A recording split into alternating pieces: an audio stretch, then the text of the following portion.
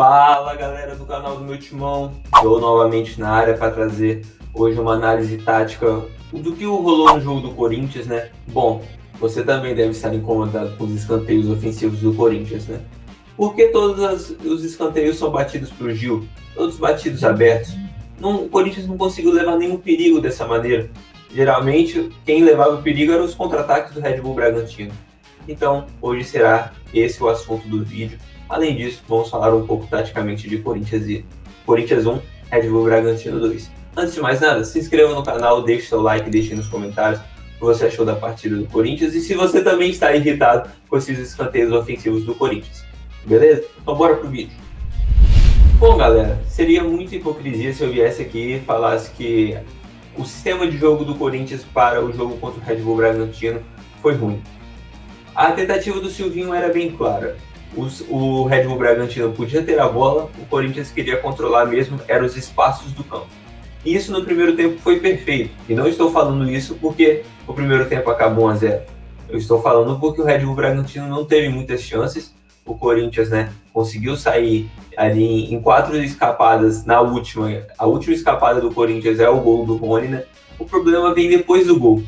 Depois do gol, o Corinthians consegue controlar os espaços ainda, mas parece que abdica até mesmo dos contra-ataques.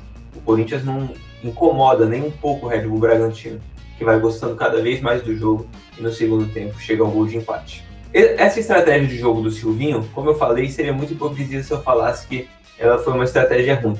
Só que é uma estratégia que exige um máximo de concentração, exige um máximo de perfeição e exige também, como eu falei, ela se enquadra em perfeição o não poder errar, porque se errar um jogador, provavelmente o sistema estará completamente errado. E foi isso que acontece. O Red Bull começa a gostar do jogo cada vez mais e o Corinthians faz aquela partida onde não pode errar, Errar tecnicamente, como o Luan errou muito, até que podia, claro, não se deve, mas isso não comprometia o sistema.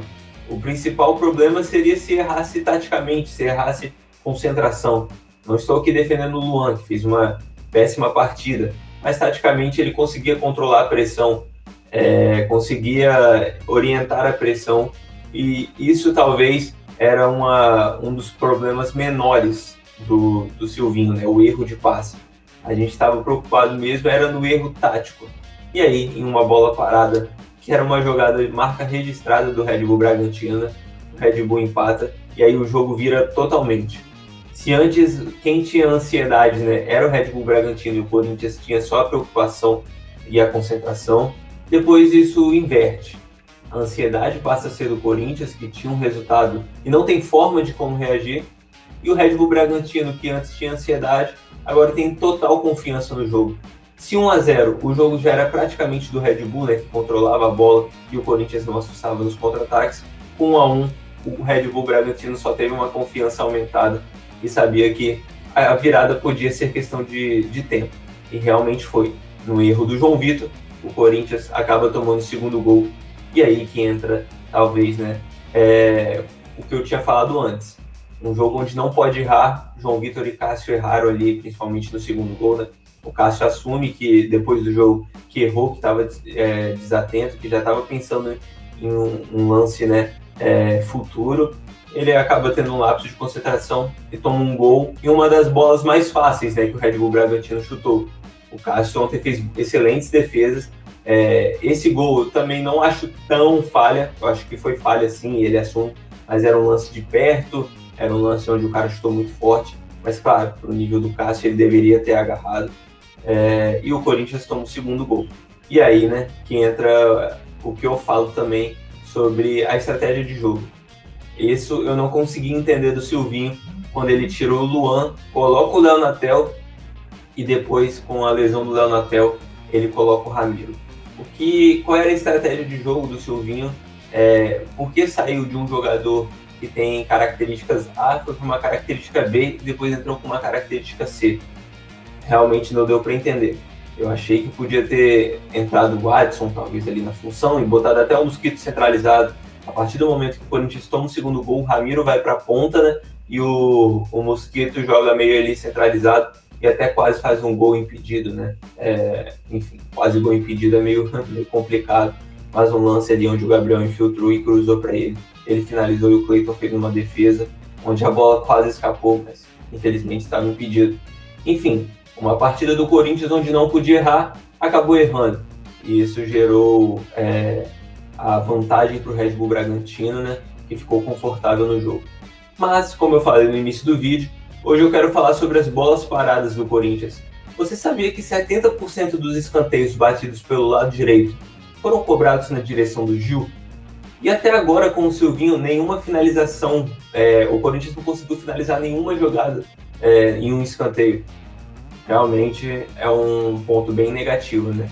E antes do vídeo, olha o que eu falei, antes do jogo, na verdade, olha o que eu falei sobre as bolas paradas defensivas do Red Bull Bragantino. Pode fazer mais uma rodada de perguntas. Olha, Bia, não preciso mostrar o campinho aqui, né? Mas alertar também que o Corinthians pode, né, explorar as bolas paradas defensivas do Red Bull Bragantino, principalmente os escanteios na primeira trave ali, né? Porque aí vem outro ponto, né? O Corinthians, que vem batendo seus escanteios muito mal, parece que não tem jogada treinada. Se estudou um pouco o Red Bull Bragantino, viu que eles costumam marcar por zona e botar jogadores mais baixos na primeira trave, né? Então, pode ser algo que o Corinthians possa explorar hoje. Bom, galera, vocês puderam ver, o Red Bull Bragantino tem um ponto fraco nos escanteios, que são as bolas na primeira trave. Ontem o Corinthians não tentou nenhum escanteio dessa maneira. Todos foram abertos na direção do Gil. Então, vamos analisar alguns escanteios dessa fase do Silvinho no Corinthians? Mas antes de mais nada, eu gostaria também de deixar isso bem claro. Isso é desde o ano passado, esses escanteios batidos abertos para o Gil. E uma jogada em que já está, como diz o linguajar do futebol, né, bem manjada.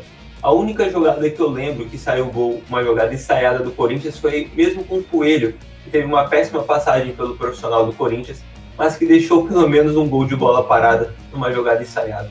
Foi um gol que resultou num chute do Otero, foi um chute do Otero, na verdade, que resultou num gol com um desvio, mas desde depois disso, com o Mancini mesmo, o Corinthians voltou a bater os seus escanteios abertos na direção do Gil. E com o Silvinho não está sendo diferente. Reparem aí os escanteios pelo lado direito do Corinthians, onde praticamente todos são batidos pelo Luan na direção do Gil.